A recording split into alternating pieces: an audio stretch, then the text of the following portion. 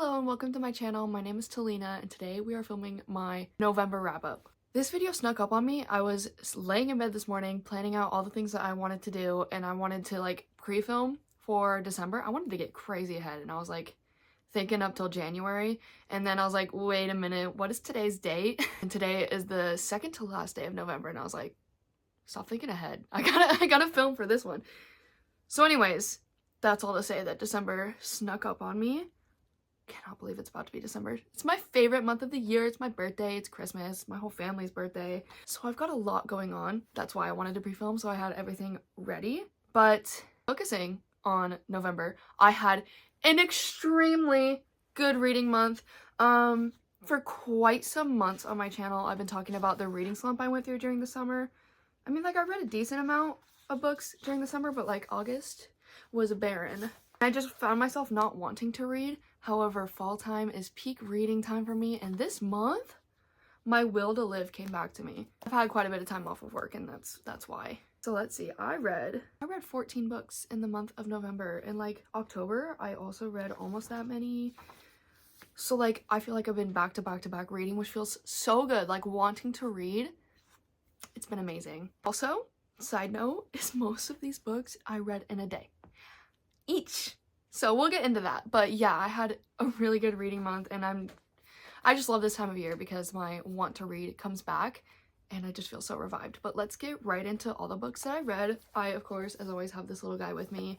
Just write down the title and the star rating that I gave it because I can't remember. First, in the month of November, I finished off the Royal Elite series. I'm going to be posting a continuing series. I'm in the middle of a video soon. It's ready. I just haven't done the thumbnail yet. But I finished that off reading book 6 and then the Royal Elite epilogue. So this is book 6. I was about to say she's my favorite. I don't know.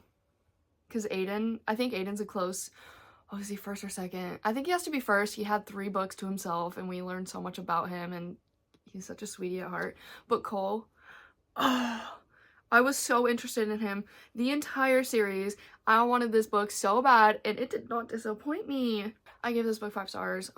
Yeah, I love Cole. This was so good, and I miss it already. This series was it's just so fun and easy to read, and I just love these types of books. I also gave 5 stars to the Royal Elite epilogue. This isn't my favorite sort of thing. Like, I'm not crazy about epilogues. I actually find myself skipping through them most of the time. And this was like, part 1 was all of them getting engaged. Like, every chapter had the couple's point of view.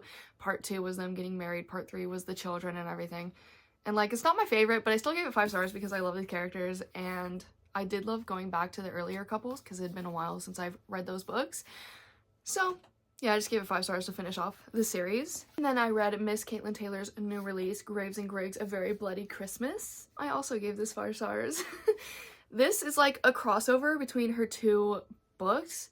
So Graves is just a standalone, and then Griggs is from the Gallows Hill trilogy. I read Graves first, so this was really fun to be able to come back to those characters and then see them in the Griggs world. It was very interesting, and I'm really curious to see what she's going to do in the future, because in the back, what did she say? In her thank you note, she said, "What do you think? Should we end it here, close these stories once and for all and move on?" Yeah, I don't think so either. Many more times are coming, so many evil fuckers to kill, so many holes to fill, so little time, or however that goes. So yeah, I'm curious to see what she has planned for like continuing this crossover, I guess. I love this. It was Christmas time. It was trying to hunt down some people, trying to kill them. 2 of my favorite Caitlin Taylor universes colliding. So yeah, I very much love this. I do 100% think you need to read Graves and then the Gallows Hill trilogy before this, then you like extra understand what's going on and understand these characters. So, but yeah, I highly recommend her books as always. I'm really sad to say this, but next I have my most disappointing book of the month, and this is probably the book I was looking forward to the most. That is Accomplice to the Villain. Feelings on this are conflicted. I didn't hate this, but I kind of did. I did give this 3 stars just because the ending intrigued me again, but the middle part, I was dying. Like, I was like, I'm not gonna continue the series. I was like, I was over it. I felt like nothing happened in this book, and the fact that the second book, some things were happening, but not enough, so I was kind of like, oh, that book's just like a sort of filler. The next one will be great. Nothing happened in this book, and I was really disappointed by that. But I gave it 3 stars because I do love Evie and the Villain so much. I love seeing them, and I could read many more books about them, which is why I am going to continue it.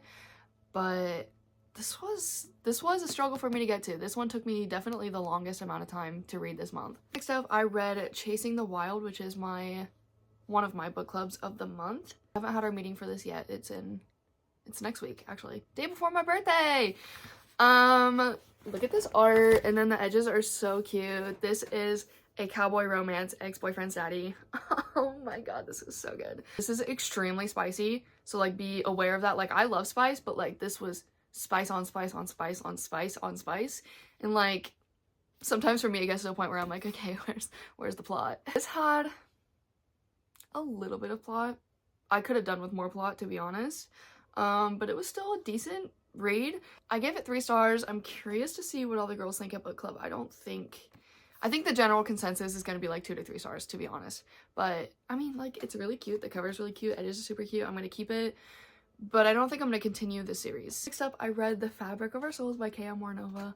Guys, I'm pretty sure I read this in one day. Like 24 hours. Like, I think I started it one night and then I couldn't sleep and I woke up at 3 the next day and like read a good chunk of it and then finished it that night. This was so good. I've heard incredible things about this book, but like, yeah, I agree with all of them. This was so good. This book is about a girl who wants to die and a guy who wants to live. Like, so much that it's bad. They're both in an institution together. And this one, that's not the only plot. There is something going on, and I'm not gonna say anything about it because you gotta read it and find out. But oh my god, this had my heart pitter-pattering. It was incredible. I gave it 4 stars. This was so good. And next, this is when I was thriving. I read all 4 Madison Kate books in 4 days. Funny story, book 1 is Hate, and I wanted to DNF this like halfway through. Let's see, what did I give this one? I gave it 3 stars. The first half I was struggling because this is the Madison Kate series, right? That's the main character's name. The amount of fucking times that they say Madison Kate in the beginning of this book was driving me insane. I was like, yes, I know her name. Why do we have to say her name in every single sentence? And I'm not gonna lie, that does continue through the books. They are so weird with like using all of their names, and they have really weird names. Like, Archer's kind of the most normal one. There's Kodiak James, there's Max Steele, and there's Madison Kate. And like, she calls Max Steele the entire time, like by his last name, and she calls Kodiak Cody most of the times until she wants to be serious, and she calls him Kodiak James. Like, I don't know, it was really getting to me until the plot really picked up, and then I really got interested, and then I finally looked past it. Like, it's something that was in the back of my mind the whole series, but I kind of like, it's one of those things where I got used to it and it didn't bother me as much. The plot in this series, insane. She's being stalked by someone and somebody's trying to kill her, and it's a Why Choose romance. And like, one of the guys hates her for a good part of this series, and then, oh my god, it's so good. Reading the series, I really came to the conclusion that I like suspenseful romances. Like this one too. Something's going on. Something like life-threatening. I love it. I love it. I guess it's because I really like plot. So there's a plot. But like I said, book 1, I gave this 3 stars. Book 2 is where I really got intrigued. This one I gave 4 stars. Book 3 is Fake, and I gave this one 4.5 stars. Then book 4, I gave it 4 stars. I kind of was expecting this one to be 5 stars, but what was it? I think at this point I was just getting a little tired of it, and I don't know, maybe I think it could have been a trilogy. I mean, I flew through these, so, but I think like at this point I was getting tired of the, oh, something's gonna happen. Oh, nothing happened. Oh my god, something's gonna happen. Oh, nothing happened. It did finally happen at the end of this book. Oh, I remember. So, you know when you're trying to guess which character is doing the main character wrong, who you can't trust? Skip past this if you don't want any sort of spoiler for this. It's not exactly a spoiler, but it's like, if you're reading this and you're trying to guess who it is, okay, just skip past if you don't want to know anything. This has like someone you would have never guessed who the bad guy is because you don't know about them. Like when it's just a random character, oh my god, it's this person who's never been brought up in the series until this point. I kind of was like, well, that's kind of a letdown. Like, it's not somebody close to you, somebody like where it's like, oh my god, it was that person. That's crazy. It was kind of like a, well, I don't care. I don't know who that is. Like, they haven't been in the story. So That's kind of why this book was a little bit of a letdown. Next, I read To Reap a Pomegranate. This was also a one day. As you can't tell, this is super short. This is by a local author for me, and she has 2 pen names, so I have books by her other pen name, and this is actually my first book of hers. I think one day I left my book or my Kindle at work or something, and I needed something short, and this was on my like immediate TBR, and I was like, yes please. This was good.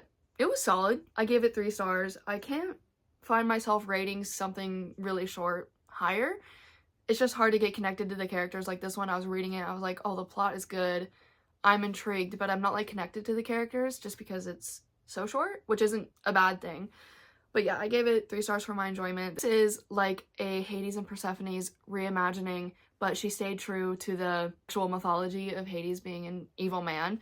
And this is not her falling in love with him, it's her falling in love with someone else. And them trying to take down Hades and finding out that his whole system of the underworld is corrupt. This was good. The ending, I was drooling. Anyways, moving on. Last but not least, I've started the Infatuated Fae series. I read book 1 and 2. I gave 4 stars. This was a solid start, and I'm actually surprised by this because I tried to read it actually last December, was it? Was it that long ago? I remember I was at her like super slow cafe. Anyways, I tried to read it and I just wasn't interested. Like I thought it was good, but it wasn't what I was wanting in the moment. So I held on to it thinking maybe I'd try it again in the future. Yeah, this was good. This was it was good. Book 2, I didn't like as much. I gave this one 3 stars. I don't know.